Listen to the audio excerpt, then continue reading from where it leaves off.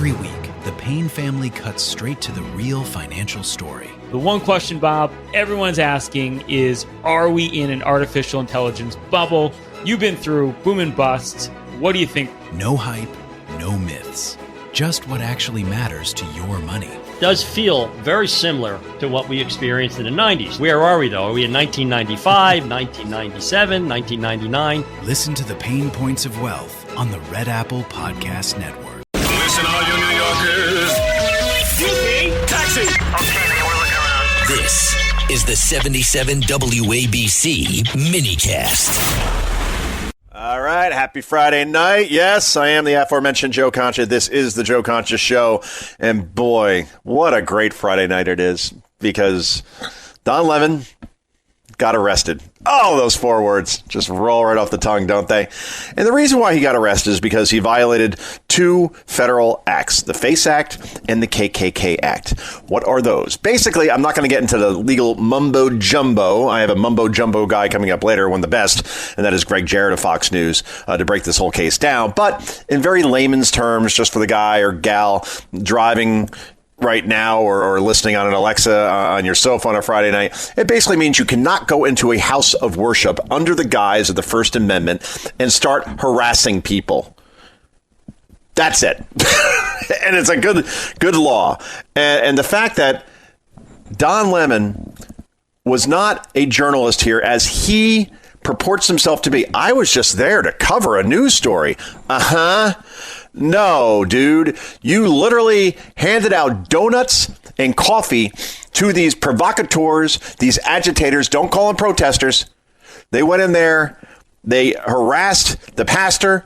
They got up in the face of screaming kids who were completely traumatized because they didn't know what was going on. I didn't know if these were terrorists in there to shoot their parents. And then these people got up in their faces and said, your parents are Nazis. And this is the house of the devil, like yelling all this stuff. Like, this is not like a peaceful protest anymore, right? This was anarchy, and there should be consequences for it. Several people have been arrested already, and now Lemon follows as well. And here again, did Cronkite or Mudd or Brinkley or Bernard Shaw, name a great journalist, Mike Wallace, ever hand out donuts and coffee to a mob before they stormed a church? Because I'm pretty sure that didn't happen. Those were journalists. Don Lemon is anything but that. He is an activist, and a poor one at that. This is cut 15. Go. Lemon is on the front lines right now. Front lines. Follow Don Lemon. He ain't on CNN no more, so he right here in the front line. Independent, yeah. Come get some coffee. Get some coffee. Get some coffee for y'all. And donuts. And donuts. And he ain't talking about police. You want some coffee? You want some coffee? Don Lemon. I trust Don Lemon coffee. You want some coffee? He ain't finna point you. Thank you. I love some coffee. Thank you, Don. Great to see you. Thank you. Perfect. What a nice guy, huh? I call that Exhibit A if I'm a lawyer right now in this case, because Lemon has said that I didn't know it was going to happen. I didn't know these people. Sure. So Don Lemon, in his nice estate on Oyster Bay, Long Island, New York, a mansion, decides to fly out to Minneapolis, sub-zero weather, and of the thousands of churches, right, of all the gin joints in all the world, quote Casablanca, yeah, of all the churches in all of Minnesota, Don Lemon had the Jedi-like ability to find the one church where agitators, provocateurs, maniacs were going to storm. Or maybe, I don't know, he was given a heads up by the organizers and they said, all right, we're going to do this at this time, on this day, at this church. He flew out there, met them, bought them things before they went in, like coffee and donuts.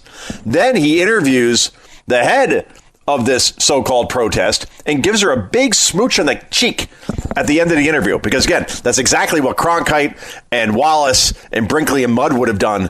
Those sort of journalists, if given the opportunity, when covering a story, literally kiss the person who's about to break the law.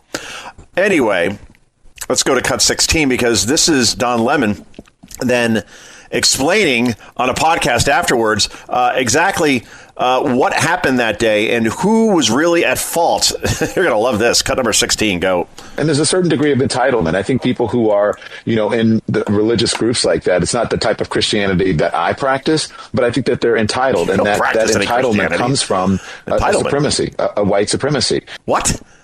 He said white supremacy? Were the parishioners or white supremacists were parishioners at that church in Minneapolis? They were people just reading the Bible, learning about God, doing what they do every Sunday. Their kids are down in Sunday school, during church. And he's talking about white supremacy and entitlement. This person, you know what? He may get off, not because he didn't break the law. He may get off on the basis of an insanity plea. I mean, that's Don Lemon for you. And again, CNN employed this freak for 17 years, had him on in prime time, had him actually moderate presidential debates that they had on there in the primaries.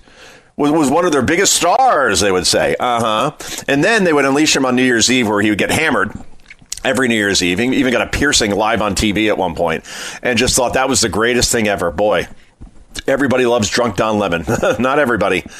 So it's always been about narcissism. It's always been about look at me and seeking attention. That's what Don Lemon is. He is anything but a journalist. That's certainly for sure.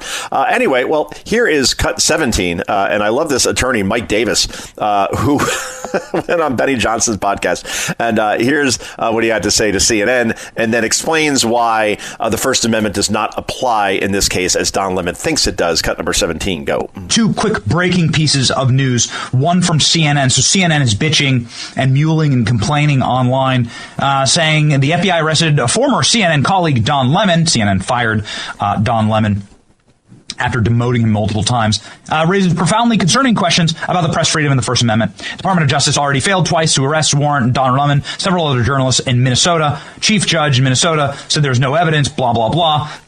The First Amendment in the United States protects journalists who bear witness in news to events that unfold, ensuring that they can report freely in the public interest. The DOJ's attempt to violate those rights are unacceptable. We'll be following it closely. Your response to CNN. So CNN, let me be clear, you. You do not have a First Amendment right to storm a church and scare the hell out of the parishioners and do it on TV and show zero remorse, right? That is a federal crime. It's several federal crimes. It's the FACE Act and it's the Klan Act. And as a journalist, you don't have license to commit crimes. You don't have license to ignore the law. So CNN, again, you. All right. Not one, but two FUs. Thank you, Mike Davis. Well, of course, then CNN is going to roll out the, what did Sean Hannity always used to call him? Jeff Zucker's stenographer, right? The eunuch, I believe Tucker Carlson used to call him. If you want to know what eunuch means, you could Google that during the commercial break, but it ain't pretty in any way, shape, or form. That's for sure. So CNN, of course, says, okay, who can we roll out here, literally, to defend Don Lemon in this case and blame, I don't know, Donald Trump, who's the one guy who we can count on to do this without any remorse or apology whatsoever? Well, it's Brian Stelter, of course. Cut number 14. Go. But again, more recently, Trump has made no secret of his disdain for Lemon. And Lemon, of course, has been harshly critical of President Trump for many years as well. So he is a Trump foe. And this is another example of the administration targeting a Trump foe. A friend of Lemon's tells me, as Kara just said, he did spend the night in jail. He's still in custody. His friends don't seem to know what the charges are yet. But the pressure from the right to take this action was really, really severe. And you're going to see some people, on the MAGA right who are going to cheer this. Oh, wait a minute. His friends don't know what the charges are? The charges? You don't have to ask Don Lemon's friends, you moron. It's violating the FACE Act and the KKK Act. Well, Don Lemon's friends don't know what's going on. I don't know. Maybe report the news. This is why he was charged. Not Don Lemon's friends don't know why he wasn't charged. That's one. Two, as far as, well, Trump doesn't like Don Lemon, and that's why he put him in jail. That's the narrative that they want. They did it with Jim Acosta when they took away his White House press pass after he basically accosted, literally, an intern there, would not give up his microphone, always made a show of himself over and over again. And they want to make him into another Jimmy Kimmel, right? Kimmel, who said that the executioner of Charlie Kirk was actually from the MAGA right, was actually a MAGA supporter.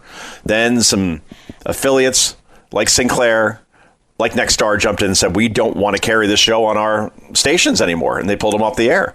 And then everybody made it out, well, Trump organized this. Trump ordered this. Trump wants Kimmel off the air because Kimmel is critical of him. It's been his show for the last 10 years. And suddenly Trump's going to get the urge to take him off? It's just so stupid.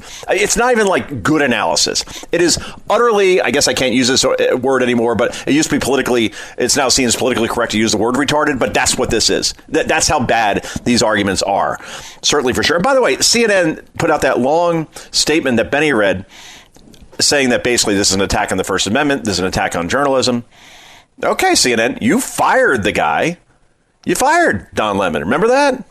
You took away his national platform. You took away his First Amendment right. Why don't you hire him back? I mean, let's put it this way. Jeffrey friggin' Toobin, okay? This guy was caught pleasuring himself on a Zoom call as female co-workers were looking on. And that guy even got back on the air after he gave himself the shaft. Get it? All right. And then Stelter was fired from CNN. Because he's not good at what he does. I can't believe I have to be in the same sentence with this guy sometimes when they say, oh, media critics like Brian Stelter and Joe Concha. Nah, don't do that. No. That's like putting, I don't know, Josh Allen in the same sentence with any of the Jets' last 80 quarterbacks not named Aaron Rodgers. Seriously, no more on that. That's certainly for sure. So we'll see where this goes. But I think in the end, Don Lemon got exactly what he wants, which is to be the victim, which is to play the martyr, and to make this all about an attack on journalism because Trump is a fascist and authoritarian who's trying to control the press. Here's a little newsflash. There has been no president that has been more accessible to the American press than Donald Trump by secretariat proportions. He has answered more questions in 1 year than Joe Biden did in 50 years in being in politics. Infinitely more than Barack Obama, George W. Bush. I could go down the list. So don't say Donald Trump's an attack on the press. He is the person who's holding up whatever is left of the press in terms of their ability to have people watch and listen. And the fact that he answers questions anywhere, anytime. The White House, gaggle outside the White House, Air Force One. Don't tell me he's attacking journalism in the media. This guy has been taking more questions than anyone. And it's, again, a ridiculous and another R-word argument. Anyway, this is Joe Concha. This is the Joe Concha Show. Back with so much more in just a moment. Stick around. Every week, the Payne family cuts straight to the real financial story. The one question, Bob, everyone's asking is, are we in an artificial intelligence bubble? You've been through boom and bust. What do you think? No hype, no myths. Just what actually matters to your money. Does feel very similar to what we experienced in the 90s. Where are we, though? Are we in 1995, 1997, 1999? Listen to the Pain Points of Wealth on the Red Apple Podcast Network.